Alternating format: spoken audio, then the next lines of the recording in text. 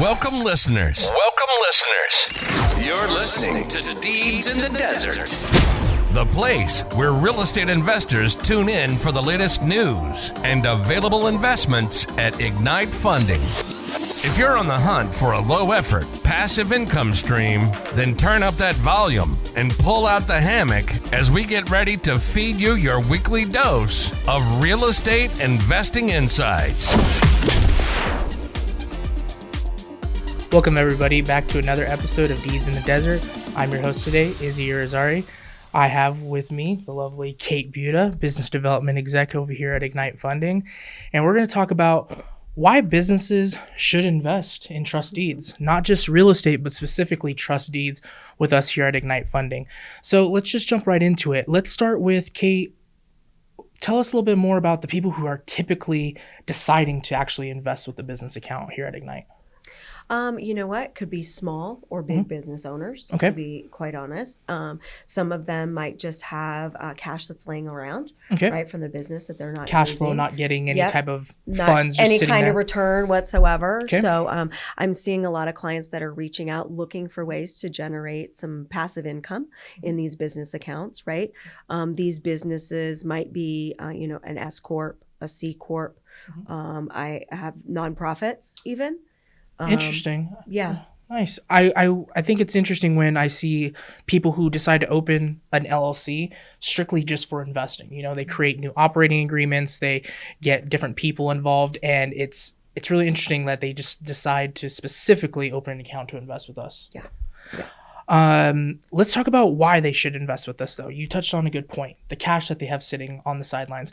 But I notice a lot of businesses don't invest in anything. They just have that cash sitting on the sides, and they may be looking for equipment or looking to expand their workforce, but they're still not figuring out how they can make additional funds. And I don't think a lot of businesses really look into investments in general. I think it's because they think they can't invest, Right. I don't think they're, a lot of them aren't exploring all of their options, right? They don't want to put it in the market because of the volatility. They need it to be a little bit more liquid. Okay. But with the investments that we're offering and them being short term, right? We can get them into investments if they say, I'm going to need my cash flow back in a year. We can look at 9-month loans, right? Because that's the lowest term we offer. 18 months if they don't need it for a little bit longer, right? We can kind of talk about those things and what their needs are, what their cash flow, what they need to keep liquid versus what they can actually invest and earn on. And then they'll see that portfolio of theirs actually grow because of the interest that they're earning. So they're going to have more available cash. I can definitely see that. I wonder if anybody ever utilizes their cash to actually pay for bills, pay for W-2 employees. I really am interested to know what some of the business people actually decide to do. Can you give us some examples of some of the businesses that you manage right now as far as your clients? Some of my clients, new clients, CPAs. Right. I do have a lot of those CPAs opening up business accounts right now because they want to test it out. Right. Before their clients, right? Before their clients, right? And then they're going to refer their clients over as we're going into tax season, right? Makes sense. And they're probably really busy right now. They are very busy right now. So them getting an account open is great. But that would be one. Okay. Nonprofit, the nonprofit account that I opened recently, right? Again, a lot of them don't know what they are going to invest in. They don't think that because they're a nonprofit that they can, but they absolutely can do these type of investments in those accounts. What do you say to the investors or the business owners that get weary because the first thing they think of, I'm going to have to pay taxes on this. I don't want to invest to make more money right now. I'm trying to work at like a loss, or I'm just trying not to, I'm growing too much, so I'm already making too much money. What do you say to those people? Well, obviously consult your tax professional, right? Because the interest that you earned is earned interest income. But when you are running it through a business or you have a business account, there's a lot of things that can be offset for the business, your business expenses and such. And some of the earned interest income might be able to be offset through those expenses through your business if you're investing that way. And we don't want most business owners to assume that it's some kind of special tax form they're going to get because they're a business. No. It's a 1099. 1099 INT. It's the same thing every single time as far as investing, unless you're investing in qualified funds, but we won't talk about that right now. But yeah, that's one great point. It's just another form they give to their tax professional, like you mentioned, CPAs. The other thing too is I think people think it's really hard to make an investment, like the actual application process. So why don't we just jump into that actually, and why it's so easy to actually do, because frankly, you should actually have all those documents already. So go ahead, jump into what does somebody need to have to submit an application? So documents that you're going to need to have on hand are for the business. So your business entity documents, your SS4 form, when the IRS signs you the EIN number, right? A letter of good standing saying that your business, right? You've renewed your license, your business is in good standing.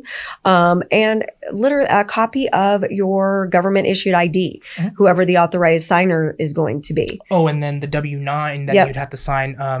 In most instances, some people like to select the business as a taxable entity. So that's why we need the EIN and things like that. Correct. But as far as some of the business docs, like Kate had mentioned, articles of an organization, operating agreements, all stuff you should have had to create when you did create the business itself. I think the one thing people miss out on the most is the certificate of good standing. I know we've had a struggle for the last couple months in trying to make sure that people are submitting that. And, it's important for us. We are compliant, we are regulated. So we do try to ensure that our investors are doing the same. So if you're in good standing, you've paid your taxes and everything is good on that front, you should have no problem getting one of those certificates of good standing. Aside from that, the minute they decide to get all those things in order, submit the application right on our website, we'll review it, making sure that, we have all the documents that we need in terms of the business itself.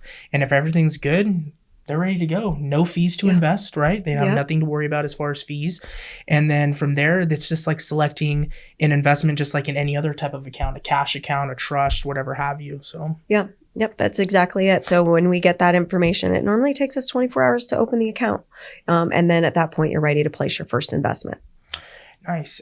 Let's jump into some of the other benefits for some of the business investors that are doing this. You mentioned one of them actually putting their money to work, actually earning additional income, compounding interest and things like that.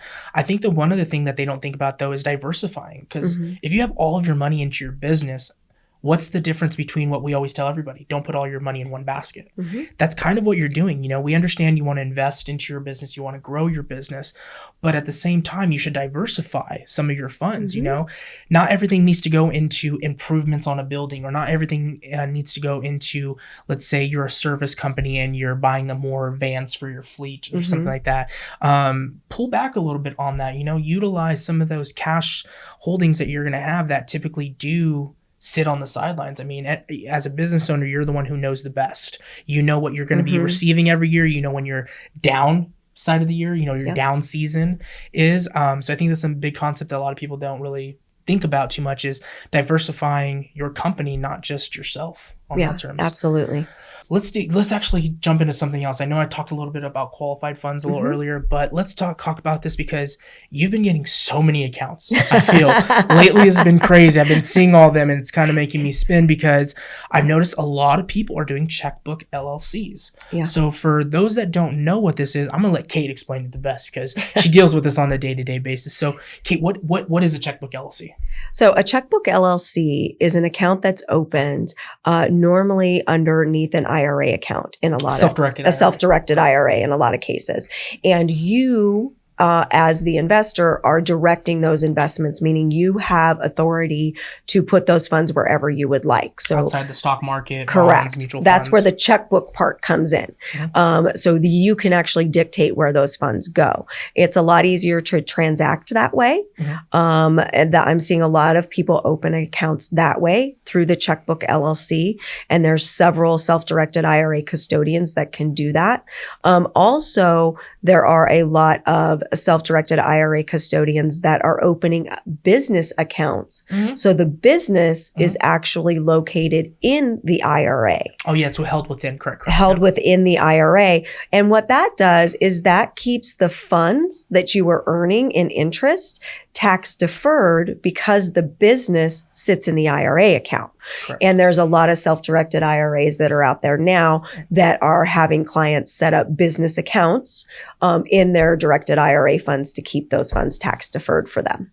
Yeah, it's great. I mean, especially the tax sheltered environment, like Yeah. you said, depending on how they have it set up, whether it's set up in the traditional way or if it's set up in the Roth way, Yes. or some of the other intricacies I don't want to get into because I'm not a tax professional. We could go down a rabbit hole. Yeah, and then we'll be here forever, and then we'll have to make this a 3-part series, and I'm not trying to do that. But it's great, that the potential of being able to do that. If anybody is wanting to do that, we do work with 4 different self-directed custodians that could assist in the business owners that are wanting to do that and invest in trust deeds specifically in a tax sheltered environment. If that's your strategy, if that's something that you really want to do, it's a great means of doing it. The one other thing too is I really like for some reason since 2021 I've noticed the ramp up of business accounts that have been coming in. It's been crazy. I remember the first couple of years I was here, it was very rare to see a business account. It was always typically cash and IRA funds. It wasn't really business related. And I've noticed a lot of people create LLCs specifically just to invest here. They get some friends and family together and they decide to create a business where they're going to put their funds together and they're just going to strictly invest. And that's how their operating agreement is even created. It's strictly to invest, and then the interest is paid out monthly to them on the 15th of each month. And I think it's a great opportunity to allow people to really diversify their entire portfolios, not just on a smaller cash scale, but even on a larger scale. And I think that's one misconception people have is they think they have to have a business established already. And you don't have to.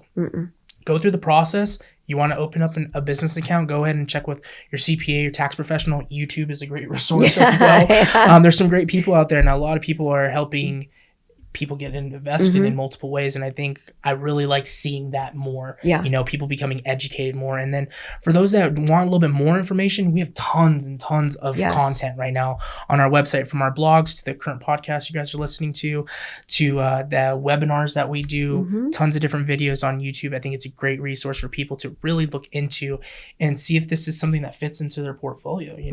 What's a strategy that you typically see with some of your business investors? Are they typically starting off lower? Are they wanting to go invest in their backyard? And what I mean by that is invest in something in the state that they're in. What are you typically seeing from your business investors? The business investors, I would tell you, are a lot more open-minded. Really? They're not necessarily, Makes sense. They're not necessarily want to stay in their own backyard, right? Okay. I explained to them the loans that we're putting out, why we put them out there, the different loan to values on them, what the value is in the property. And then we kind of talk through what those investments look like for them and what they're thinking they want to invest in, right? And then we kind of move from there as far as what they're looking for. How do they feel about being locked in the terms that we have? I know our investments are short-term, 9 to 18 months, but how do they feel about that? Some business owners have a 5-year plan. Some business owners are just trying to figure things out, Right. How do they feel typically when you tell them, this isn't a liquid investment?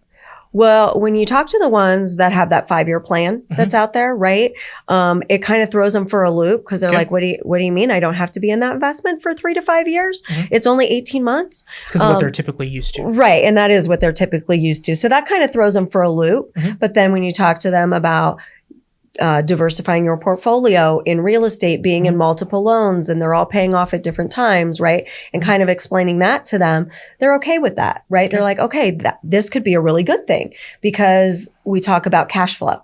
Right? These aren't liquid investments, but if they're all paying off at different times and you're investing in 3 or 4 or 5 different investments, right? And they're all going, it's the cycles, right? This one might pay off now. And then, your next one's in 6 months, for example. I will tell you maybe the smaller business owners, right? That want to stick their toe in the water. Also for the same reason, like the loan terms, because they don't know what they're going to need liquid. Right. That is true for the small business owners. You never know what's going to come up. You might have a large event coming up that you're trying to get ready for. You may need a large amount of consumer goods. Expenses you didn't budget for. Yeah. There's just so many things. And so I think that's one thing that we do a good job of making sure that people understand is that you are locked up in that period of time. If you need that $10,000, the minimum investment you make back at any point, it's not easy to get out, No, it's not easy to get out. And that's why we talk about it before you go in. And I talk to the clients about is that 18 months okay with you, Yeah. right? Are you going to need those funds? If you're going to need those funds prior to that, then you just let me know and I'll find loans that maybe we've already funded 6 months ago and we're releasing new tranches for. And then Don't maybe know what there's a tranche loan is. Go check out that episode. but there might be a year left on it or 12 months or 9 months, what have you. And then that gives you the opportunity to stick your toe in the water, experience what these investments are like, and then go into the next one for 18 months. Nice. I think it's great, from the income strategy to diversifying to just starting something new and actually making your funds work. I think it's a great opportunity that I really wish more business owners, it seems like over the years there are more. I just wish more would understand it, even on the bigger scale, because it's not just the small businesses. It's the large businesses, that have 50 plus employees, that have $1 million of revenue. And what are they investing in? Probably like, Jenny Mae's things, typical CDs, stuff that's okay. 4% is cool, but 10% is way cooler. Exactly. But that's pretty much all I had for today. I know we hadn't really had very much content on the podcast on Deeds in the Desert about why businesses should invest. But there's tons of different resources out there for business owners who are potentially looking at investing. I think Trust Deeds is a great option for them to consider in terms of diversifying their portfolio, but also giving them more means of making more income, especially because interest is produced on a monthly basis for them. Yeah. So absolutely. Again, if you want to learn more about this specific topic, you can go check us out at ignitefunding.com. You can go search all of our different platforms we're on. We really appreciate you guys listening in on today's episode of Deeds in the Desert. I'm your host, Izzy Irizarry. Thank you again, Kate Buda, for joining us today. Yes. And we'll catch you guys on the next one. Thank you. Thanks for joining us this week on Deeds in the Desert, where short-term investments meet long-term investors. We hope you enjoyed the content so much that you share it with all your friends. Who doesn't like learning about passive fixed income, right? Still hungry for more education? Visit our website at ignitefunding.com.